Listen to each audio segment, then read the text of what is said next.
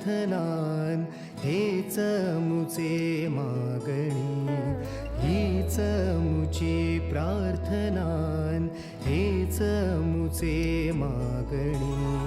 माणसाने माणसाशी माणसा सम वागणे,